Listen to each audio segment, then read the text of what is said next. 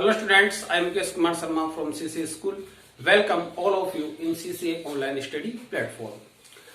आज के इस वीडियो लेक्चर में पिछले वीडियो लेक्चर तक मैंने सभी टेंसेस को कंप्लीट करवा दिया था और जितने भी टेंसेस हमारे कंप्लीट हो चुके थे उन सभी की correct form of the verb को फिल करना भी मैंने आपको बता दिया था। दो टेंसेस ऐसे थे जिनकी correct form of the verb अभी फिल नहीं हुई थी, हमने सीखा नहीं था।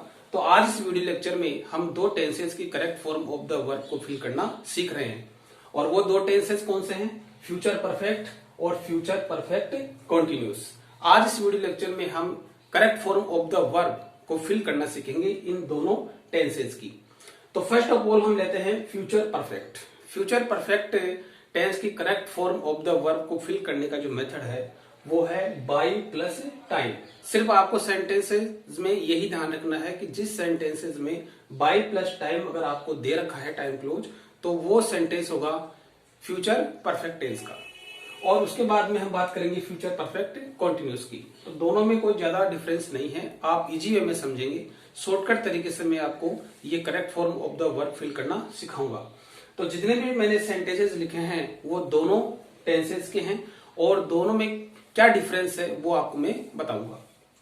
तो फ्यूचर परफेक्ट के बारे में बात करेंगे, बाई प्लस टाइम आपको देखना है। तो इन सभी सेंटेंसेस में दोनों टेंसेस के सेंटेंसेस मैंने लिखे हैं। तो फर्स्ट ऑफ ऑल हम बात करेंगे पहले एग्जांपल की।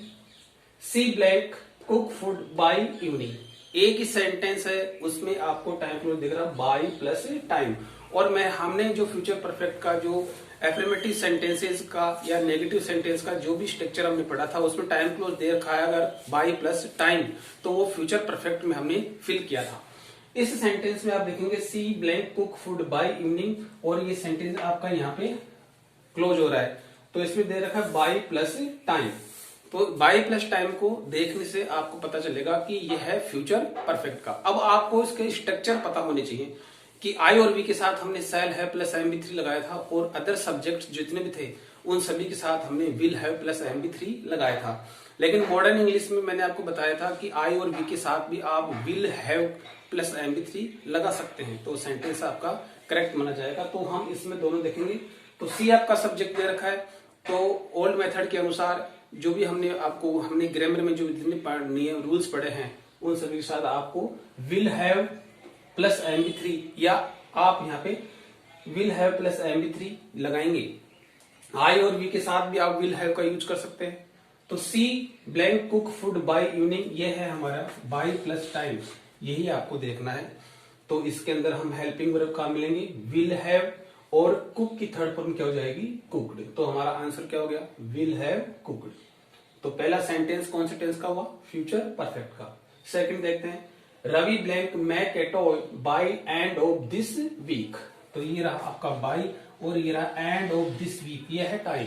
तो बाई प्लस टाइम। आपका सब्जेक्ट है रवि, रवि के साथ हमने हेल्पिंग वर्ब का मिली विल हैव और मैक की थर्ड फॉर्म क्या हो गई? मैड। तो आंसर हो गया विल हैव मैड। तो सेकंड सेंटेंस भी किसका था? फ्यूचर परफेक्ट का। Number third, they blank play A match by 4 PM। और ये आपका सेंटेंस यहाँ पे क्लोज हो रहा है, तो ये बाई और ये आ गया टाइम। तो ये सेंटेंस भी किसका हुआ? फ्यूचर परफेक्ट का। तो दे आपका सब्जेक्ट है, तो हेल्पिंग वर्ब क्या आ गई? विल हैव और प्ले की थर्ड फॉर्म क्या हो गई? प्लेड। तो आंसर हो गया will have played. Number 4, by end of this week I blank write a story. तो सेंटेंस को थोड़ा सा उल्टा किया है, तो कोई दिक्कत नहीं है। आप देखेंगे यहाँ से आई आपका सब्जेक्ट है, ब्लैंक राइट ए स्टोरी और आपका टाइम क्या दे रहा है? ये रहा by end of this week.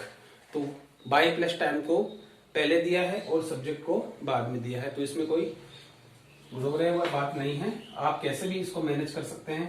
तो आपको देखना है बाई प्लस टाइम और आई ब्लैंक राइट स्टोरी, ये आपका यहाँ से स्टार्ट हो रहा है। इसको बाई प्लस टाइम को शुरू दे रखा है, तो कोई दिक्कत नहीं है। तो ये सेंटेंस भी किसका हो गया? फ्यूचर परफेक्ट का। आई सब्जेक्ट है, तो आपने क्या बोल लिया? शैल हैव और राइट की थर्ड फॉर्म क्या हो गई? रिटन। तो शैल हैव रिटन। तो ये सेंटेंस भी किसका हुआ? फ्यूचर परफेक्ट का। Number 5, Raman blank read A lesson for 2 hours by 4 PM।